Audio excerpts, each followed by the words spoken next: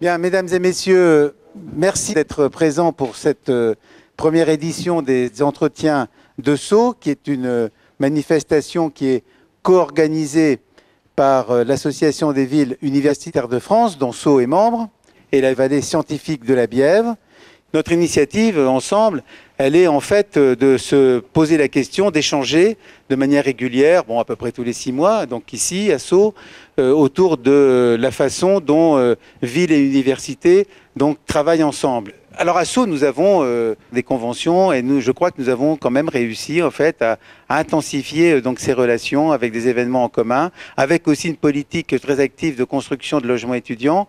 C'est ce que nous souhaitons pour notre ville. Sceaux a toujours été une ville très attachée à la formation, à l'éducation, et cette idée de la croisée est très importante pour toute cette idée de sédimentation, d'échange qui existe à travers ce mot. L'université fait partie du monde socio-économique, crée de la valeur. D'abord, a de la valeur avec ses étudiants, ses compétences et ses connaissances, mais en crée aussi, en crée à tout niveau et de toutes les façons. Nous sommes en train de rénover l'ancienne école normale supérieure de Fontenay, qui est juste derrière, pas loin. Et un des objectifs avec la faculté, l'IUT et globalement l'université, c'est d'en faire un lien avec la formation continue, l'accueil de start-up et l'accueil du monde socio-économique pour faire ce lien direct avec l'université et plonger les étudiants dès le L1 via le monde socio-économique, cette culture, développer l'entrepreneuriat et accueillir en son sein aussi des entreprises, des start-up. Je pense que ces échanges et ces entretiens, et j'aime beaucoup les mots utilisés, la notion d'entretien, la notion de fabrique de ce monde, voilà, c'est des mots concrets, c'est des actions concrètes et je pense que c'est ça qu'il faut qu'on fasse pour nos collègues, nos étudiants et pour les gens qui habitent dans vos collectivités. La VUF organise beaucoup de rencontres sur ces questions, ville et université. Alors pourquoi celle-là ? C'est quelque chose de complètement différent. Alors d'abord, c'est venu effectivement d'une rencontre avec la conférence pour la vallée scientifique de la Bièvre.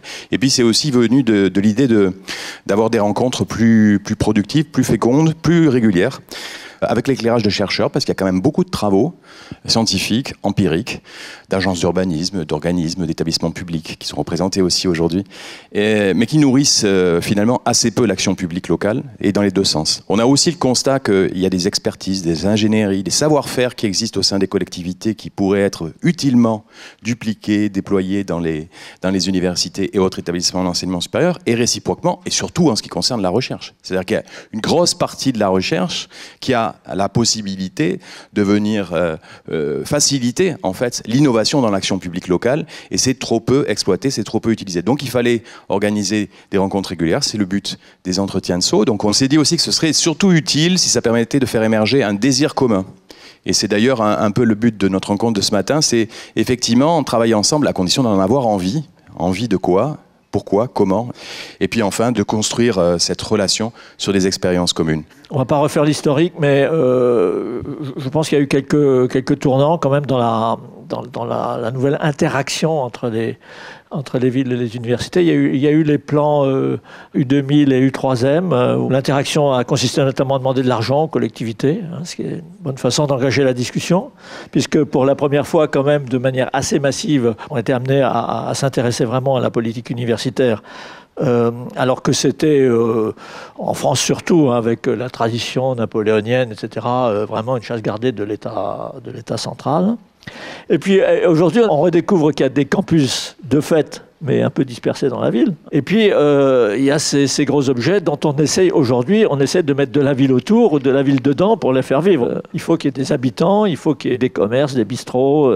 Et on s'est rendu compte que les universités, c'était aussi un moyen, comme l'a dit Sylvie à l'instant, de créer de la valeur. Et qu'elles jouaient aujourd'hui un rôle majeur, pas seulement dans la formation, qui est évidemment essentielle, qui reste le cœur de métier, mais aussi dans le développement économique, la création d'emplois et la création de nouvelles activités. Ensuite, on a l'université comme élément clé de la formation au niveau local, quoi. C'est un sujet quand même, parce que c'est pas toujours le cas. C'est pas le cas pour les grandes écoles, par exemple. Voilà. Ensuite, on a les emplois induits, les commerces, l'hôpital qui souvent fait partie de l'université. Et puis l'université qui est un grand moteur d'innovation, de transformation de la société, de création de valeur, au-delà du local. C'est évidemment tout l'enjeu d'un pôle comme Saclay, mais entendu au sens large.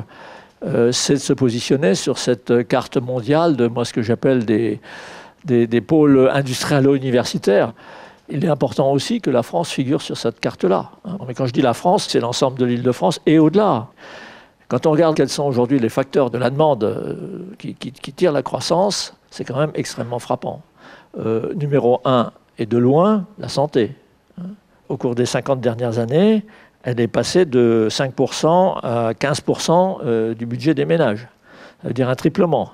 Autre sujet, évidemment, tout ce qui est loisirs, culture, divertissement, etc., de 7 à 15%. La mobilité, de 10 à 17%.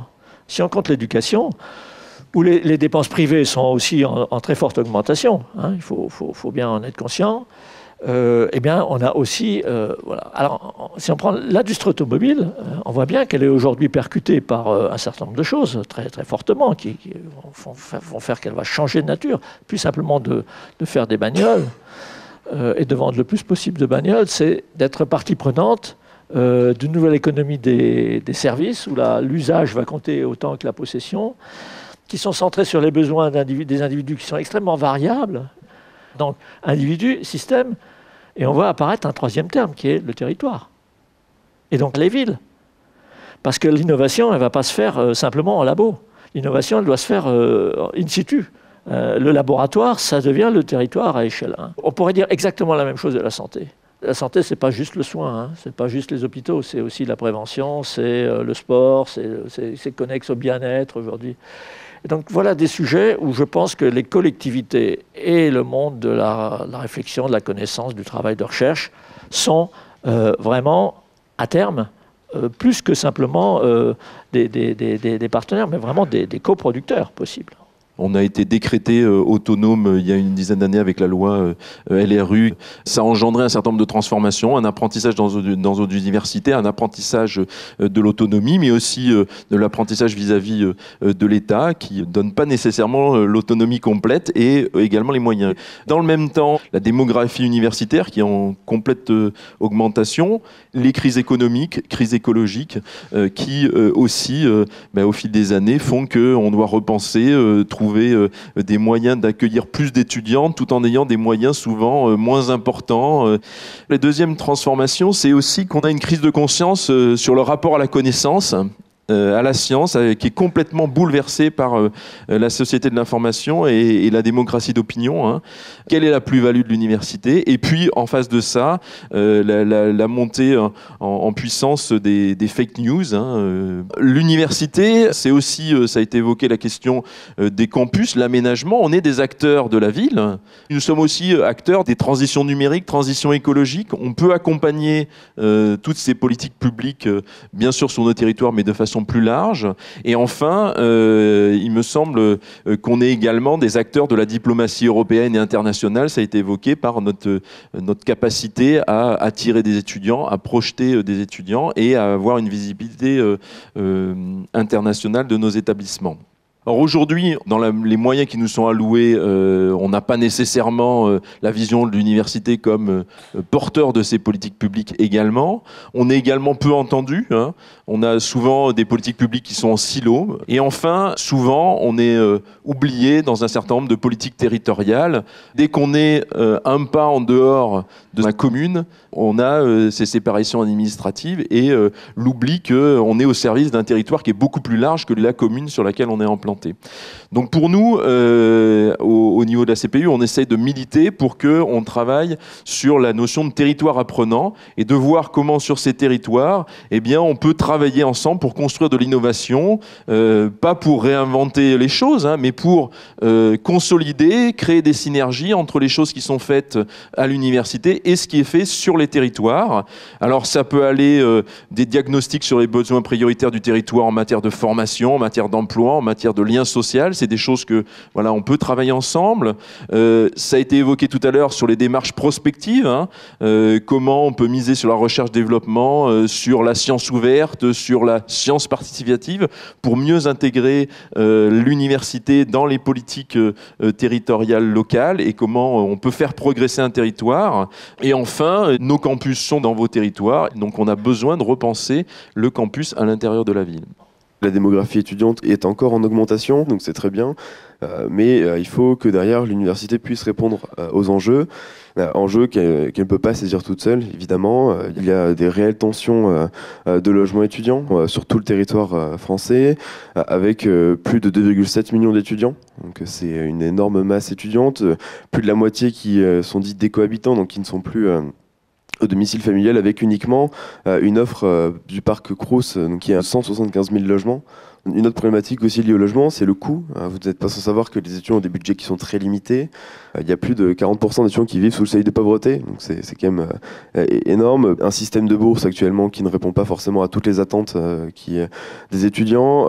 Travailler aussi sur comment les villes peuvent proposer des logements en dehors des Crous, comment on peut mettre à disposition des logements à des prix, à des tarifs sociaux pour les étudiants. Ville et université, c'est aussi les mobilités et les transports. Sur Paris, le travail est fait avec le réseau Mobilité Île-de-France qui, avec la RATP, fait un travail conséquent sur la mobilité étudiante pour leur permettre de se transporter à bas coût. C'est pas fait partout. Donc ça aussi, c'est quelque chose maintenant à développer en territoire.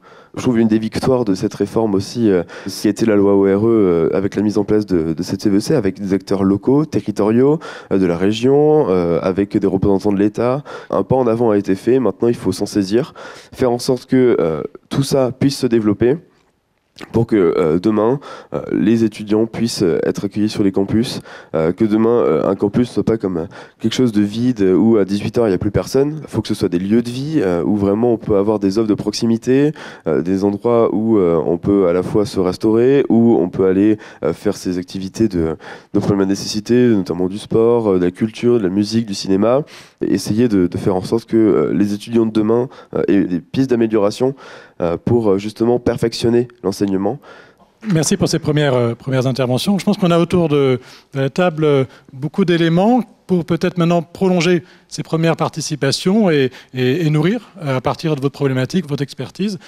Nous venons de réouvrir un lieu historique pour la formation et la vie des étudiants en région parisienne, qui est la cité universitaire d'Antony.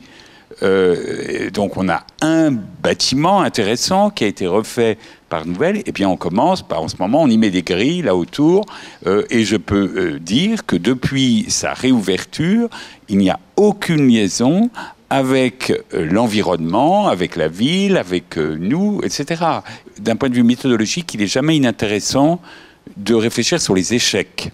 Au niveau de Sorbonne Université, tous nos efforts sur la transmission du savoir, sur l'activité par exemple muséale, a été pendant très longtemps complètement ignoré par les acteurs territoriaux. La mairie de Paris, alors ça a changé très récemment avec l'Institut Henri Poincaré, l'ouverture de la maison future, de la maison des mathématiques et du musée des mathématiques par exemple, en plein cœur du quartier latin. C'est effectivement une prise de conscience de la ville de Paris, de la région Île-de-France, de cette dimension et de l'impact que les universités ont dans le portage de cette activité muséale à destination, bien sûr, des collégiens, mais aussi des parents, aussi de tout ce qui peut se mettre autour. Mais pour un exemple comme ça, combien d'autres ? Cette mission de diffusion de la culture scientifique et du lien sciences et société a été difficile à faire reconnaître pour plusieurs raisons. Quand on est dans des contraintes aussi bien financières, de moyens, etc., on est obligé de faire des choix et des priorités, et que souvent cette mission-là était un petit peu passée derrière nos missions cœur de formation, de recherche, etc. Malgré tout, aujourd'hui, il y a une conscience au sein de nos universités que l'on a une responsabilité de former des citoyens. On a un rôle aussi à jouer dans cette chaîne de l'éducation de la primaire jusqu'au supérieur, vis-à-vis des politiques, de la science participative, du lien avec les collectivités, du lien avec les associations. C'est un réseau. À Paris-Saclay, on a créé la MIS, la Maison d'initiation de sensibilisation aux sciences, qui accueille des collégiens et des primaires. Les lycéens peuvent venir travailler dans nos bibliothèques, et on a commencé à avoir des demandes d'industriels, en particulier des PME, qui sont intéressés par venir avoir accès à nos outils. Et je crois que c'est ce qu'il faut, le partage de compétences, de connaissances, parce que le manque de moyens, il est partout. Et plus on se met ensemble pour avoir des moyens performants et les partager au niveau des lycées, des collèges, plus on arrivera à apporter quelque chose d'abord à nos étudiants et à la société. Quelque chose qui nous impacte tous, c'est la révolution digitale. Il y a une interrelation qui est en train de se mettre en place, qui amènera un remodelage de toute la relation étudiant à enseignement supérieur, on va dire. Il y aura peut-être un petit peu moins de mobilité pour aller vers ces centres de formation, mais peut-être avec une exigence supérieure, c'est-à-dire une capacité peut-être de travail plus longue, des centres ouverts sur un temps plus important, une capacité d'expérimentation et pas uniquement d'apprentissage un peu passif. Donc la possibilité, la nécessité d'offrir des lieux d'expérimentation. Une école, c'est occupé à peu près 15% du temps. Il y a d'autres pays où, dans une école, il y a quelques lieux qui sont préservés pour l'enseignement, mais enfin tout le reste est commun. C'est-à-dire que le samedi, le dimanche, le week-end, ces lieux sont ouverts aux familles pour des activités, etc. Donc ça, il va falloir évoluer, parce que si on veut moins de densité urbaine en ayant les mêmes aménités, il va falloir occuper mieux les locaux qui existent. Il y a un vrai problème, c'est la capacité de l'université à construire du projet. Et là, il y a une vraie dissymétrie entre la collectivité, qui est équipée pour ça. Enfin, c'est un peu son métier, de fabriquer de l'aménagement, de construire des équipements, de les gérer, pas simplement de faire du béton, de réfléchir aussi au sens de tout ça. Et l'université, qui n'est pas du tout équipée pour ça. Elle est obligée d'interroger le préfet chaque fois qu'elle veut construire 1 mètre carré. Le préfet, il prend le temps qu'il veut, il renvoie au rectorat, qui prend le temps qu'il veut, elle ne peut pas emprunter, elle ne peut pas mettre de fonds propres sans demander à toute une série d'intervenants dont je ne sais pas compter le nombre d'étages. Pour vraiment mettre en application tout ce que nous venons de dire, les uns et les autres, ce que vous venez de dire, pour faire vivre cet écosystème, il faut quand même un petit peu rénover, il faut dépoussiérer un peu tout ça, parce que sinon on n'y arrivera jamais. Je suis tout à fait d'accord. Effectivement, on se bat pour qu'on soit reconnu aussi sur notre capacité à prendre en charge nos mètres carrés, nos emprises foncières. La question de fond, c'est l'État ne nous fait pas confiance. C'est ça le problème, le fond. Je voudrais juste, et tout en étant, et Gilles le sait, mais complètement d'accord, puisqu'on se bat sur différents volets pour la même chose, mais quand même, l'État nous permet aussi d'avoir, je veux dire, dans la LRU et dans l'autonomie des universités, on peut avoir la dévolution du patrimoine.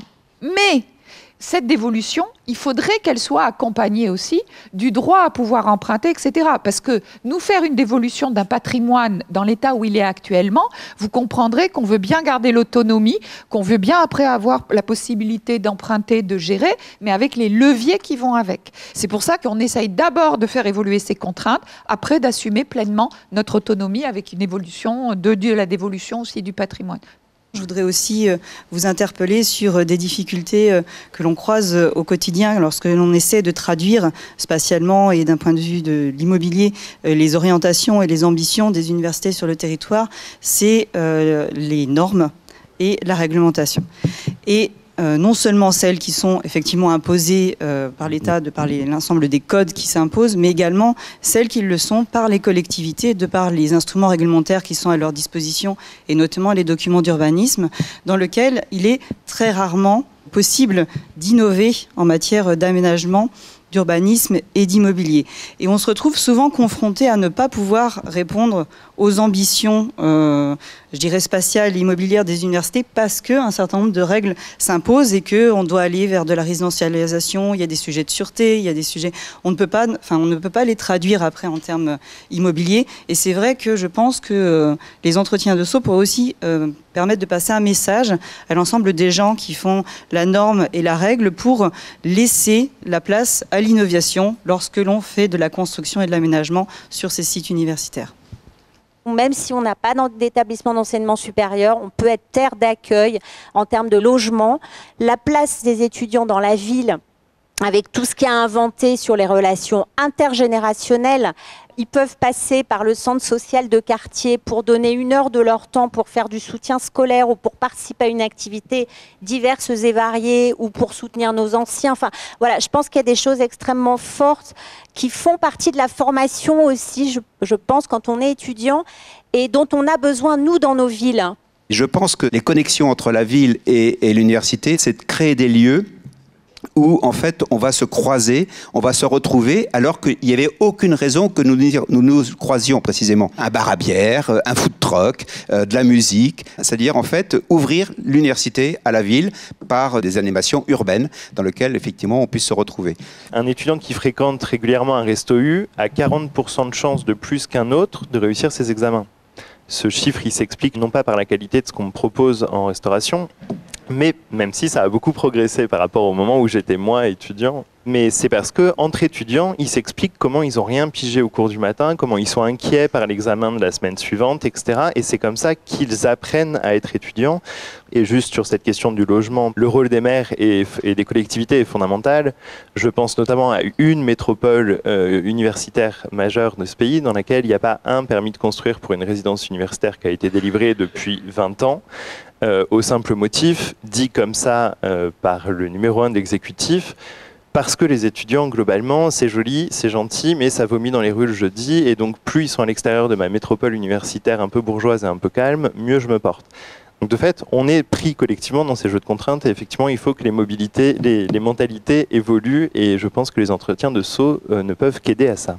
Pour moi, il y a un problème fondamental du lien ville-université, c'est que dans la majeure partie des cas, les étudiants ne prennent pas la peine de s'inscrire sur les listes électorales de leur ville. Donc certains maires, effectivement, ne s'intéressent pas aux étudiants puisque ce ne sont pas leurs électeurs. Il faut qu'on réfléchisse davantage, nous, opérateurs du logement, à avoir des offres qui s'adaptent à cette diversité de parcours, à ces mobilités un peu nouvelles et qui offrent un standard de logement facile d'accès, abordable, mais aussi accompagné. À la fois pour lutter contre certaines formes d'isolement, parce que contrairement aux images qu'on peut avoir, il peut y avoir une forme d'isolement et de besoin de lien social, mais aussi pour l'ensemble des démarches administratives qui s'imposent à ces publics-là, auxquels ils ne sont pas forcément formés. La présence est importante. Voilà. Nous sommes dans une stratégie qui consiste non pas seulement à travailler avec les villes qui ont une réalité universitaire, que ce soit des universités de grandes écoles, mais toutes les collectivités. Notre collègue de Bagneux a évoqué, elle n'a pas d'instrument d'enseignement pour l'instant dans la ville, mais elle participe au processus de ce qu'on appelle le campus urbain. Il faut que l'on arrête de penser qu'on fait pour l'avenir. Ce qu'il faut, c'est faire en sorte qu'on puisse faire demain.